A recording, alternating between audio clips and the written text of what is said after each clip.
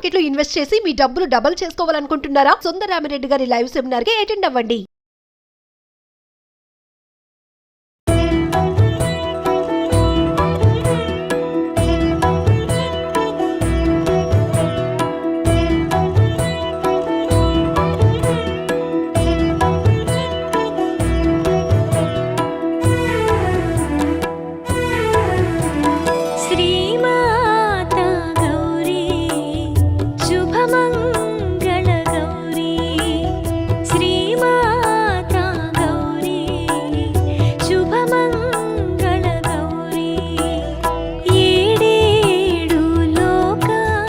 నమస్తే రమగారు. నమస్తే జయ.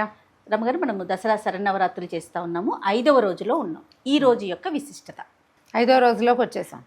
ఈసారి కొంచెం తిథులు పెరిగినాయి కదా, అందువల్ల ఇవాళ ఈ 5వ రోజున మన శ్రీశైలంలో నవదుర్గా స్వరూపాలలో ఒకటైనటువంటి స్కందమాతని వెలయిస్తారు. స్కందమాత అంటే కుమారుణ్ణి ఎత్తుకుని కూర్చున్నటువంటి అమ్మవారు. పార్వతీదేవి చేతిలో స్కందుడు కుమారుడుగా కనపడతాడు. ఈ స్వరూపంలో ఉన్న అమ్మని అర్చిస్తే సంతానం కలుగుతుంది. సంతానానికి పిల్లలకి కొంతమందికి బాలారిష్టాలు కనపడతాయి. పిల్లలు ఊరికే పడిపోతారు, తరచూ ఏదైనా ప్రమాదాలకి గురవుతారు, ఎప్పుడు ఏదో కింకగా దుఃఖంగా ఉంటారు. అలాంటి పిల్లలతోటి ఇబ్బంది పడే తల్లులు కనుక ఈ స్కందమాతని అర్చిస్తే ఆ సమస్య తీరుతుంది.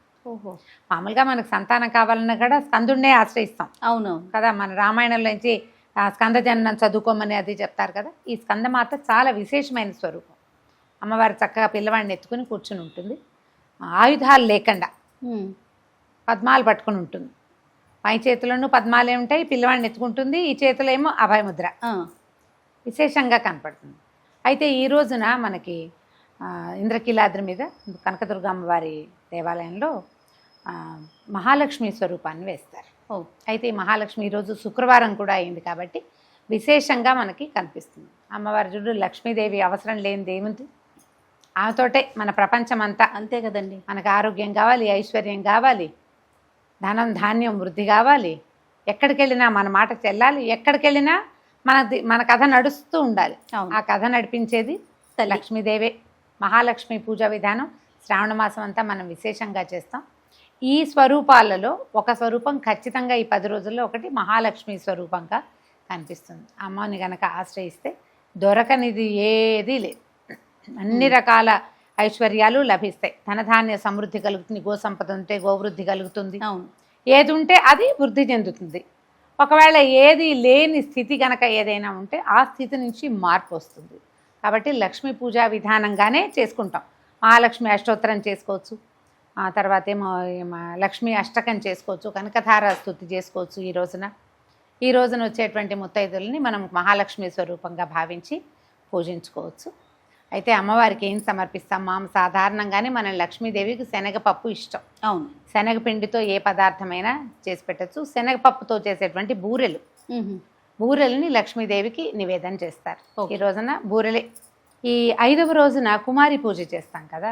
5వ రోజు చేసే కుమారి పూజ 6 సంవత్సరాల బాలికకి చేస్తారు. ఈమె పేరు కాళిక. 6 సంవత్సరాల బాలికని కాళికా స్వరూపంగా భావించి పూజ చేస్తే మృత్యు భయం పోతుంది. మృత్యువు తప్పనిసరిది కదా. అవునండి, ఎప్పటికైనా తప్పదు. కాకపోతే అపమృత్యువు ఏం లేదు, ఉన్నటువంటి వాకిట్లోకి వెళ్ళిపోవటం, చిన్న వయసులో వెళ్ళిపోవటం, అకాల మరణాల బాధని తొలగిస్తుంది. 6 సంవత్సరాల బాలిక కనుక మనకి లభిస్తే చక్క పాదాలకు పసుపు రాసి కొంచెం పారాయణ పెట్టి అలంకరించి అమ్మాయిని విశేషంగా ఆమెకి కావాల్సిన ఆహార పదార్థాలు తనకి నచ్చినట్టుగా, ఈ పూర్ణాలు ఈ రోజుకి పూర్ణం కాబట్టి పూర్ణాన్ని కూడా ఆమెకి నివేదన చేసి భోజనం చేసి చక్కగా వస్త్రాలు, అలంకరణ సామాగ్రి అలాంటివి ఇచ్చి పాదాలకు నమస్కారం చేసి అక్షతలు కూడా వేయించుకోవచ్చు. దీనివల్ల ఏంటంటే మృత్యు భయం పోతుంది, అపమృత్యు నివారణ జరుగుతుంది. ఎవరు పూజ చేసుకుంటున్నారో వాళ్ళనే కాదు, ఇంట్లో ఉన్న వాళ్ళందరూ కూడా పూజ చేసుకోవచ్చు. అయితే లక్ష్మీదేవిని గురించి ఒక ప్రత్యేక కథనం చెప్పుకోవాలి మనం. తప్పకుండా. ఈ లక్ష్మి కూడా ఇప్పుడు పార్వతీదేవి మనకి రకరకాల స్వరూపాల్లో కనపడుతుంది. అవునండి. కాత్యాయని మహర్షికి జన్మించింది కాబట్టి కాత్యాయని అని చెప్పుకున్నాం కదా. అక్కడి నుంచి ఈవిడ ఏమిటి, దక్ష ప్రజాపతి కూతురుగా సతీదేవిగా కనపడింది మొదట. తర్వాత పర్వతరాజపుత్రికగా, పర్వత పుత్రికగా, హిమజగా, శైలపుత్రిగా మనకి దర్శనమిస్తుంది అమ్మవారు. లక్ష్మీదేవి కూడా అట్లా వివిధ రకాల జన్మలు కలిగి ఉన్నదన్నమాట. భృగు వంశంలో జన్మించింది కాబట్టి భార్గవి అంటారు. క్షీర సముద్రంలో నుంచి పుట్టుకొచ్చింది కాబట్టి ఆవిడ్ని క్షీరసముద్ర రాజకన్యక, క్షీరాబ్ధి కన్యక అని చెప్తారు.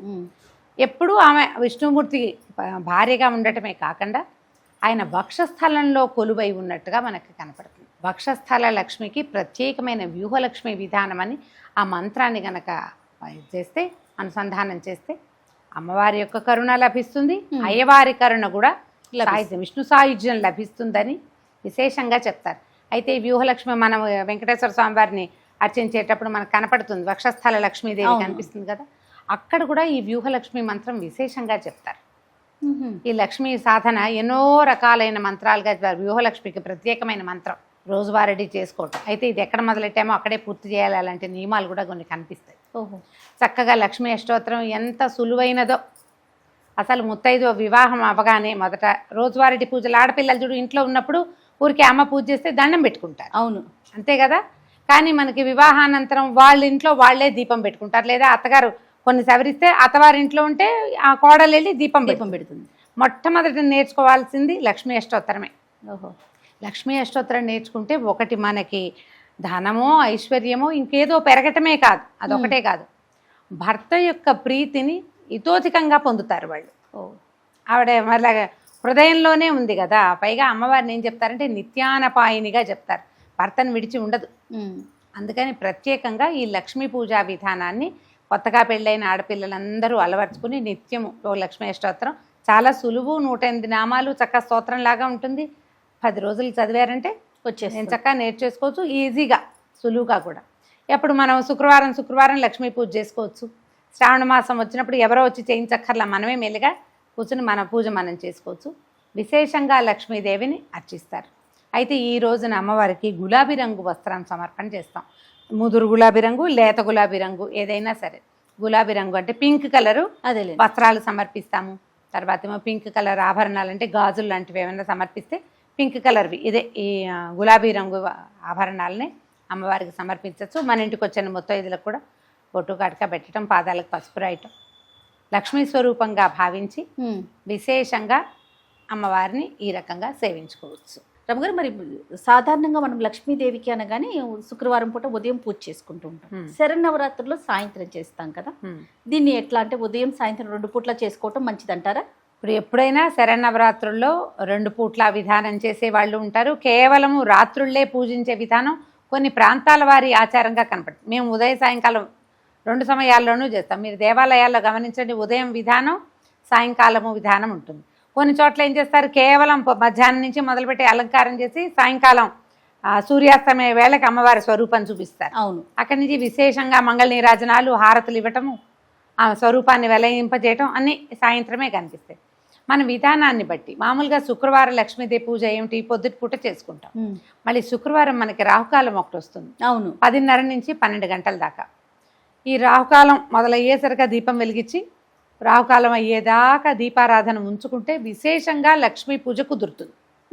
ఇప్పుడు మన లక్ష్మీ పూజ సాయంకాలం చేసేది ఒకటి కనపడుతుంది. ఎప్పుడు చేస్తాం మనం? అమావాస్య, దీపావళి అమావాస్యకి రాత్రి పూట చేసుకుంటాం. ఈ దసరా శరన్నవరాత్రుల విశేషము రాత్రి అని చెప్పబడ్డం వల్ల సాయంకాల అర్చన, పగలు ఉపవాసం ఉండటం, ఏర్పాట్లు చేసుకోవటం, రాత్రి చేసుకోవటం ఒకటి. మనం ఇప్పుడు మన అలవాటుని బట్టి చేసుకోవచ్చు. ఉదయం అయినా సాయంకాలమైనా. ఉదయం చేసిన అర్చనే మళ్ళీ సాయంకాలం అదే అర్చనే చేస్తాం. అదే అమ్మవారికి షోడశోపచారాలు చేస్తాము. మామూలు రోజుల్లో ఏ అమ్మవారికి అమ్మవారికి విశేషమైన ఆరాధన చేసినా కూడా శ్రీ సూక్త విధానంతో చేసే పద్ధతి ఒకటి ఉంటుంది. సులువే, కష్టమేం కాదు. అలవాటైతే వరుస వచ్చేస్తుంది, షోడశోపచారాలు ఆ వరుసగా వస్తాయి. శ్రీ సూక్త విధానంతో అమ్మవారిని అర్చించుకుంటేనే చాలా విశేషంగా చెప్పబడుతుంది. ఉదయం చేసుకున్నా సాయంత్రం చేసుకున్నా మీ వెసులుబాటును బట్టి చేసుకోండి. 2 పూట్ల చేసుకోండి, అధికస్య అధికం ఫలం. నమస్తే. నమస్తే.